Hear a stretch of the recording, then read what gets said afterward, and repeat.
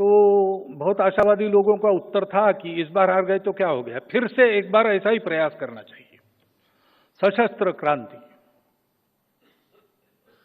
तो एक धारा वो फिर से बह चली, क्रांतिकारकों की धारा।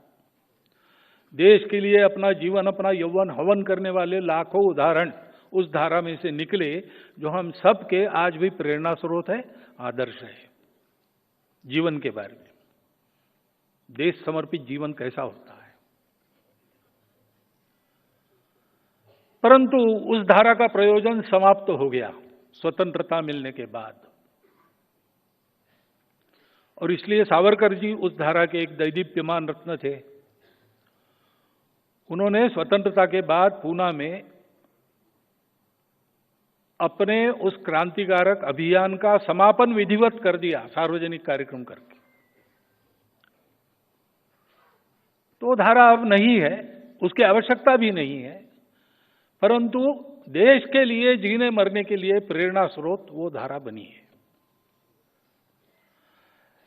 लेकिन कुछ लोगों को लगा कि ये लड़ाई में हम कम थे इसलिए नहीं हारे हैं, हमको राजनीति का पता नहीं है, लोगों में राजनीतिक जागृति नहीं है।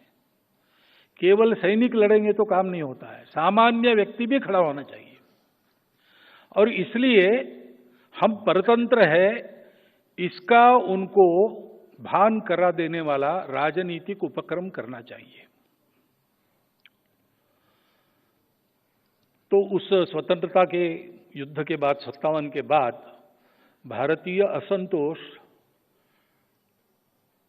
ठीक से व्यक्त हो और वो हानि न करे, इसलिए कुछ व्यवस्था हो रही थी, लेकिन इन सब लोगों ने उसको अपने वश में कर लिया और उसको स्वतंत्रता के लड़ाई का हथियार बनाया।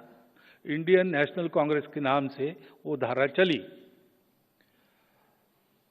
उसी में से अनेक प्रकार के राजनीतिक प्रवाह निकलकर आज हम देखते हैं इतने सारे राजनीतिक दल अपने देश में है।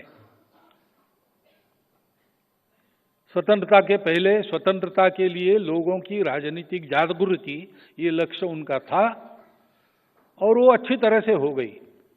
सामान्य व्यक्ति भी, चरखा तो अपने देश का परंपरागत है, वो नई बात नहीं थी, लेकिन देश के लिए चरखा चलाना ये बात सिखाई उस राजनीति